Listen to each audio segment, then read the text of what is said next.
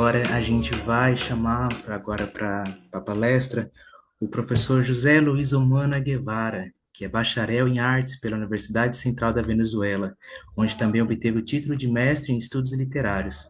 Atualmente é doutorando no programa de estudos avançados da Universidade Nacional Experimental das Artes, onde é professor e pesquisador associado. Exerceu funções administrativas no Ministério da Cultura e atuou como facilitador em diversas universidades. Também promoveu e apoiou diversos espaços de poder popular, desde a criação de comunidades de aprendizagem até a construção de uma escola itinerante com o Instituto Paulo Freire de Iala. Participa de projetos em ecologia política popular e comunitária sob a perspectiva da educação popular e libertadora. Seja muito bem-vindo, professor José Luiz Humana. A palavra é sua. E também, gente, guarde suas perguntas, porque depois a gente vai ter uma roda de conversa, viu? Não deixar esquecer. Bem-vindo, professor José. Gracias, gracias. Voy a hablar lento, le prometí a Rogerio y a Inés. Y ese currículo, ahora me di cuenta que es horroroso, porque faltó lo más importante, que es que yo soy es papá de Camilo, de Mauricio, de Bellala, de Alfonso, de Nahuel y un montón de gente más. Y de ahí voy a hablar. Y voy a leer porque no puedo decir lo mucho que quiero decir en tan poquito tiempo. Y entonces voy a compartir la pantalla y quisiera decirles que son unas notas de una filosofía que estamos produciendo. Filosofía no en el sentido teorético, abstracto, académico, sino de preceptos de vida. Así, fórmulas, formas, síntesis, sistematizaciones de estrategias políticas de vida. Entonces es una filosofía en el sentido premoderno, en el sentido pragmático, práctico. Ok, entonces aquí está. ¿Se lee bien? Ujú. Sí, Agora sim, ok, professor. ok. Entonces, antídotos poéticos para fugarnos del colapso civilizatorio. Entonces son antídotos insolentes, diría Gilles Samara. En el siglo de la gran prueba, que es como le llama Jorge Richman al siglo XXI, de pérdida de la diversidad, de la biodiversidad, destrucción de los ecosistemas, calentamiento global, crisis energética, crisis civilizatoria, producida por la modernidad, colonialidad, cristiandad. Necesitamos, ya sabemos, trascender la racionalidad, la ética, la política, la pedagógica, de ese proyecto civilizatorio que es la modernidad. O sea, trascender la raza, trascender el patriarcado misógino, trascender la cristiandad. Pero también hay que trascender la estética, yo digo, desde su lógica base, que radica en una supuesta e inquebrantable identidad, su lógica, la lógica de la estética, de la modernidad, una inquebrantable, supuestamente inquebrantable identidad entre percepción sensible, sensibilidad, psicoemocionalidad, belleza, arte y cultura. Como diferentes de esto, como diferente del pensamiento, de la ética, de la política y del trabajo. Es como se conceptualiza cuando nace la estética como disciplina en el siglo XVIII. Esta identidad empieza a producirse, empieza a crearse en Abya Yala durante el largo siglo XVI, es decir, es parte de la campañas de guerra contra y de exterminio contra los pueblos de Abya Yala. Es parte también entonces de las lógicas del ego cónquiro del que habla Dussel. Es parte de la lógica del ego extermino y que en el siglo XVIII recién se sistematiza como el ego estético, diríamos, ¿no? Y que construye todo un sistema de categorías que hasta el día de hoy sigue vigente, sigue operativo.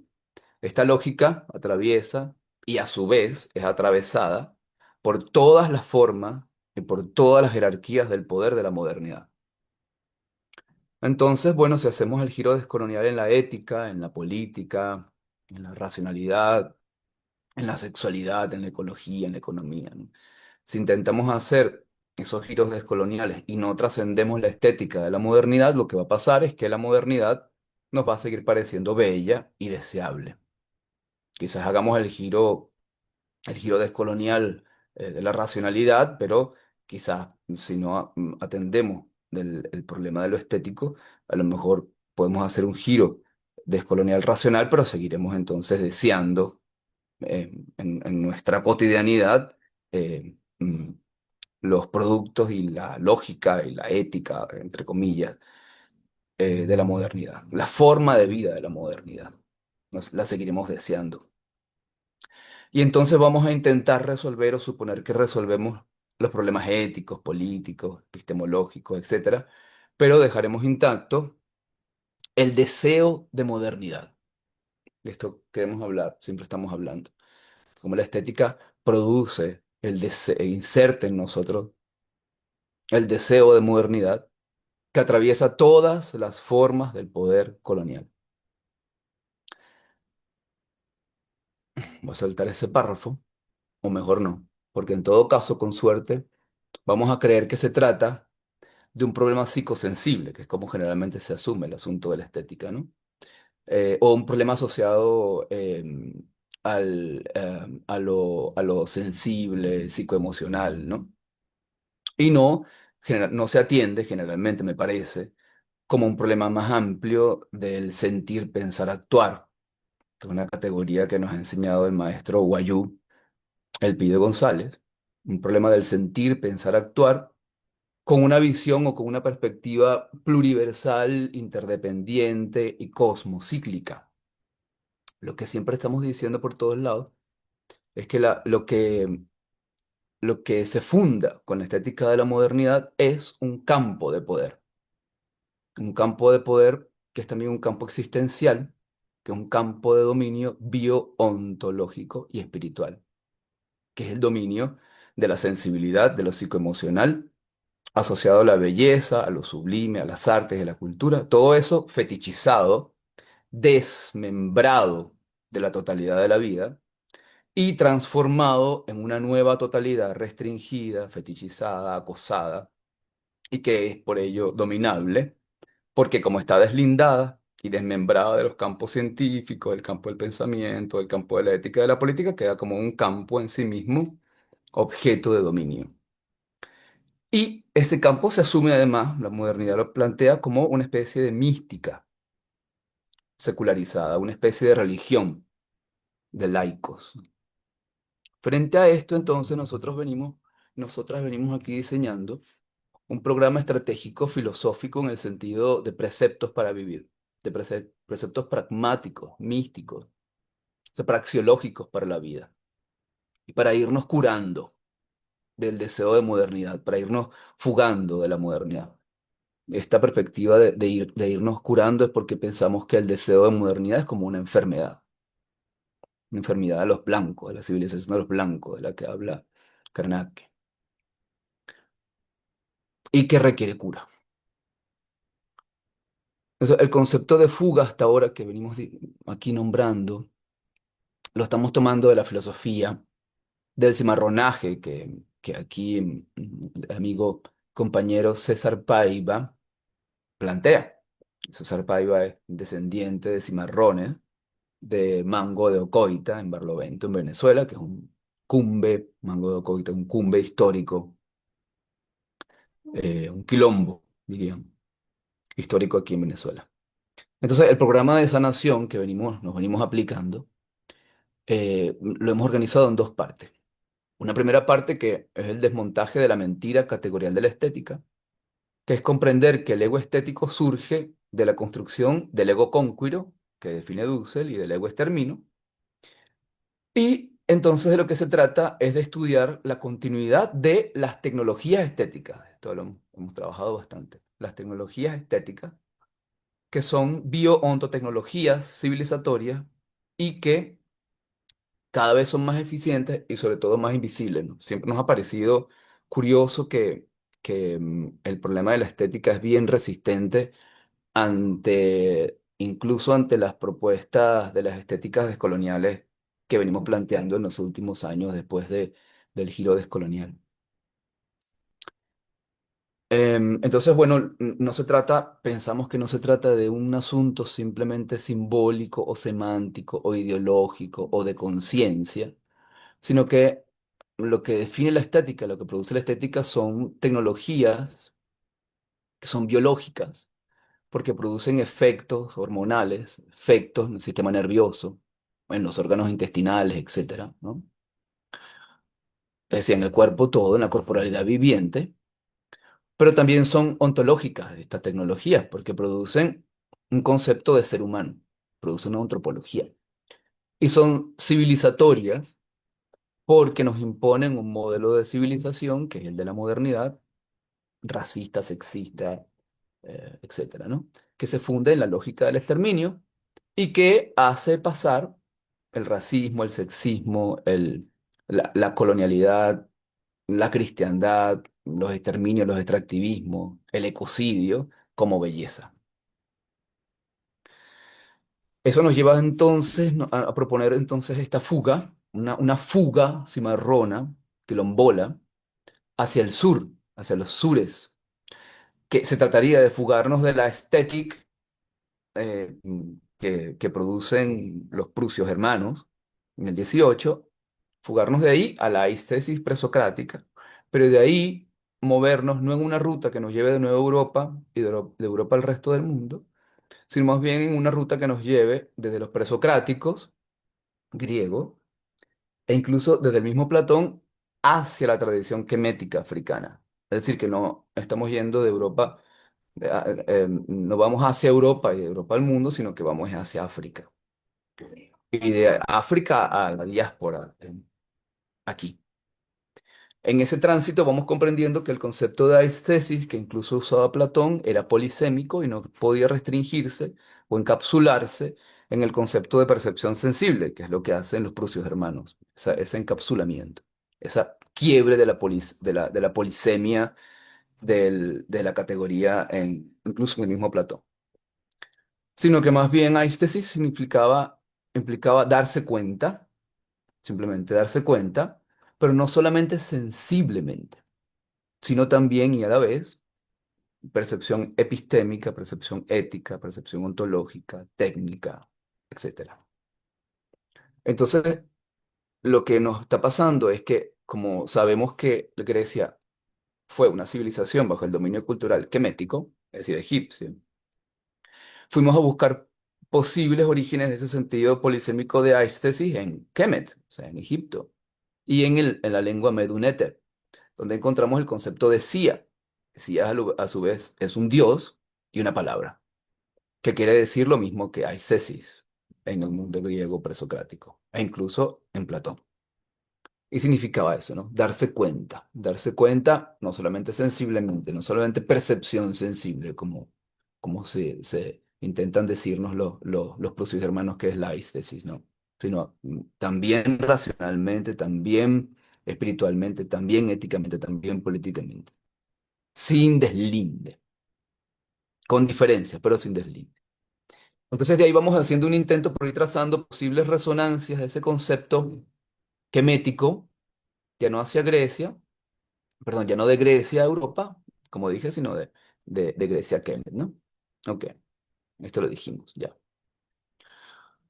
Luego está la parte B de nuestro programa de sanación filosófica. Esto de que es un programa de sanación filosófica lo hemos entendido con Laura Hernández, que nos ha enseñado que de lo que se trata es de curarnos de la modernidad. Y entonces nos parece importante que hay que curarse de la belleza de la modernidad. Entonces, esta parte B es la aplicación de antídotos, lo que estamos llamando antídotos, afro y de Abya Yala, afrodescendientes, afrodiaspóricos y originarios de Abya Yala, que ponen la belleza, estos antídotos ponen la belleza y el arte en otro lugar, a salvo, diría yo, de la estética, a salvo del deseo de modernidad, en otro lugar fuera de la modernidad, en fuga. Allí la belleza, en esos antídotos lo que vemos, Esos antídotos eh, son historias, son poemas, son palabras, son cantos, son filosofías que hemos ido aprendiendo con el pueblo venezolano y con los pueblos que habitan en Venezuela. Mejor así, con los pueblos que habitan en Venezuela. Entonces, en esos antídotos, las artes ya no son artes estéticas, sino que son de nuevo simplemente arts. O sea, se despoja el sentido estético, despojados del sentido estético de la modernidad. Ars en el sentido latino de técnicas, técnicas que producen, ahora en el sentido nuestro, técnicas que producen y reproducen el cuidado de la vida. Creo que la noción de tecné griega no tenía estos elementos de producción y reproducción del cuidado de la vida, una categoría de una civilización esclavista que no nos interesa. Entonces, cuidado de todas las comunidades de vivientes, o sea, no solamente en el sentido, no solamente humanas, y tampoco solamente en el sentido de los vivientes vivos, sino también de los vivientes muertos. Entonces aquí, o ancestrales. Entonces aquí nos despojamos de la noción de belleza y artes estéticas a la manera moderna, que lo que hacen es producir la diferencia colonial. Me ha interesado mucho esto. Hemos visto que la estética de la modernidad produce una división del mundo, una división mundial entre sujetos sensibles o países sensibles o naciones sensibles o regiones del mundo sensibles y otras insensibles o de sensibilidades atrofiadas, que nosotros estamos comprendiendo como parte de la lógica de las zonas del ser-no ser caracterizada por Frantz Fanon. Pero también nos deslindamos también así de la producción, de la división mundial de trabajo, que implica el concepto de estética. Arranca el concepto de estética con Kant, dividiendo dos tipos de arte, dos tipos de técnicas, las estéticas y las mecánicas, que es la base, digamos, del concepto de artes estéticas, ¿no? Y que es la base de la noción de estética de la modernidad. Pensamos que hay que trascender esa división de las artes que nos impone la modernidad y que últimamente ya vieron, ¿no? Al principio todavía Kant, es más, todavía aquí en Venezuela, me imagino que en toda nuestra América pasaba igual, hasta, por ejemplo, inicios muy temprano siglo XX, uno decía arte y se entendía como técnicas, saber hacer algo bien. Pero poco a poco entonces la palabra ha quedado encapsulada en el concepto de artes estéticas. Antes había que hacer la diferencia en la palabra, artes bellas o artes. Eh, pero bueno, poco a poco se ha quedado solamente la palabra arte, se ha estetizado tanto que se invisibilizó incluso el apellido Bellas Artes y ahora se entiende solamente como artes, ¿no? O sea, el campo de la estética dominó la palabra artes. Voy a hacer una pausa aquí para pedirle aquí a mi gente que me permita un momentito de fala, de hablar.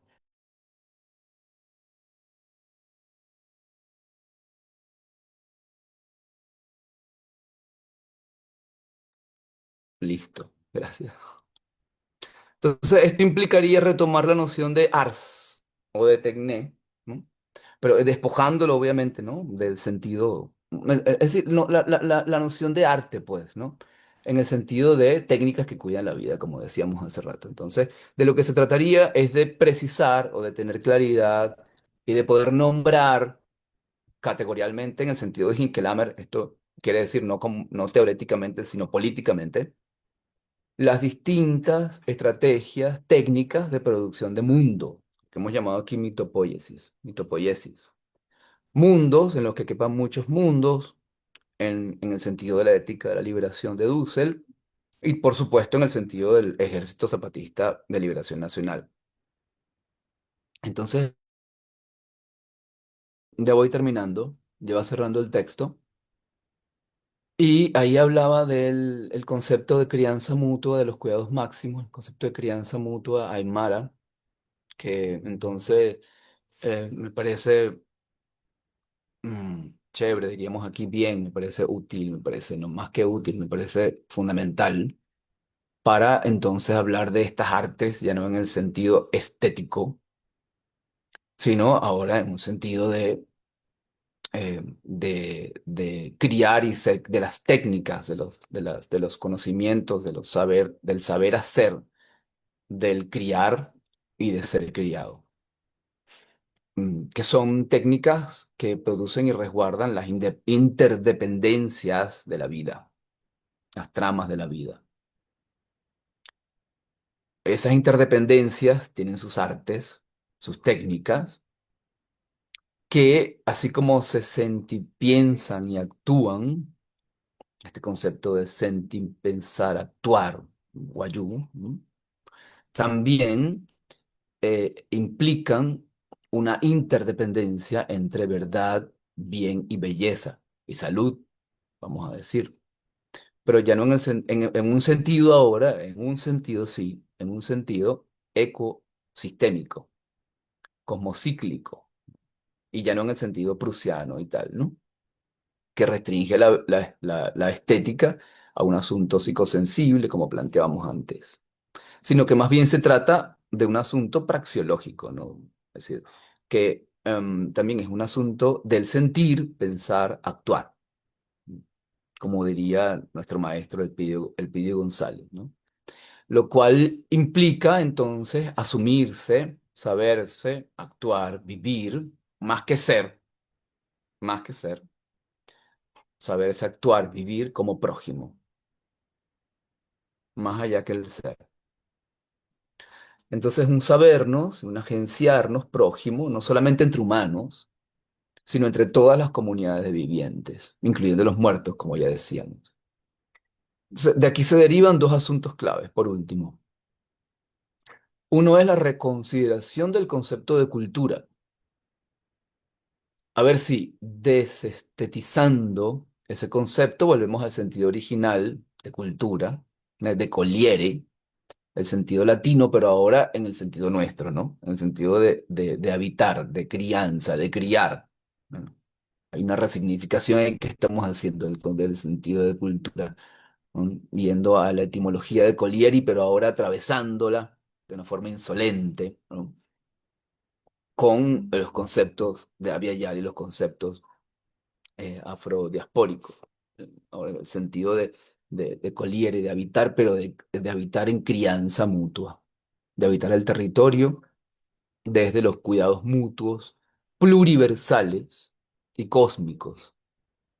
Esto nos permite entonces superar el concepto de cultura que tienen los estados nacionales y que lo tenemos como automático, el concepto de cultura, ese concepto que nos parece ideológico, es decir, una falsa verdad, que pasa por verdad, ¿no?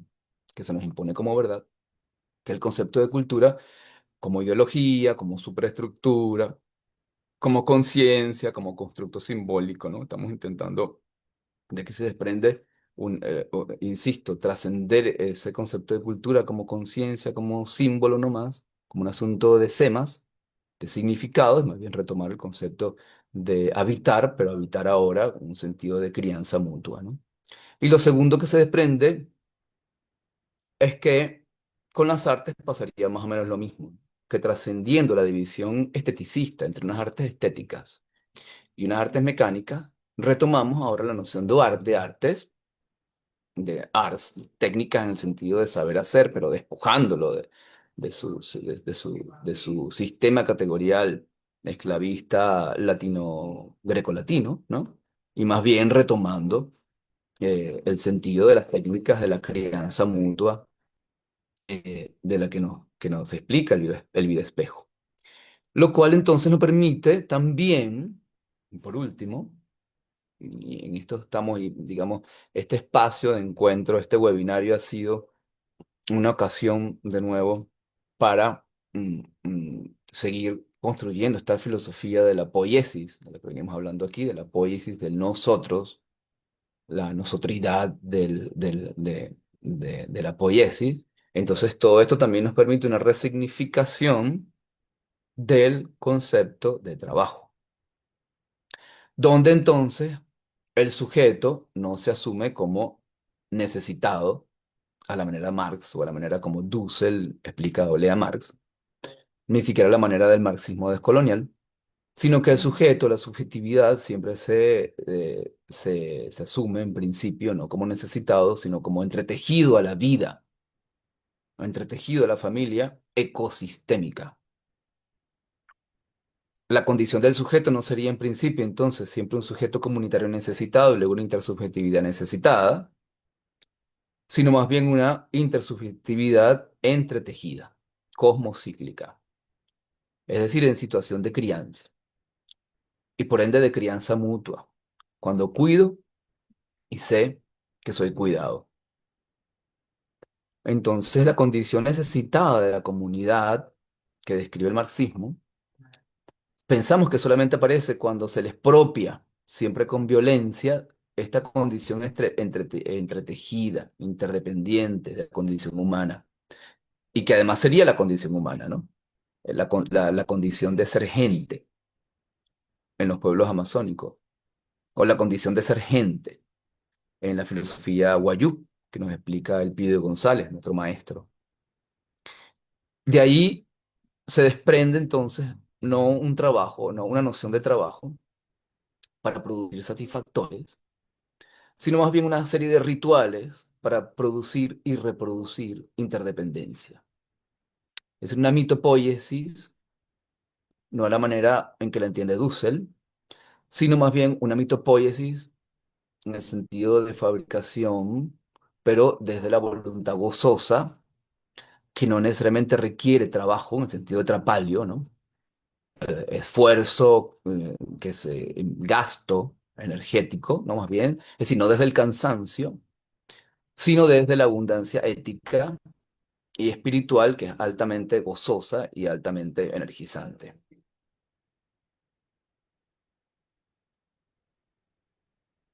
Entonces, aquí termino mi lectura. Estoy intentando dejar de compartir.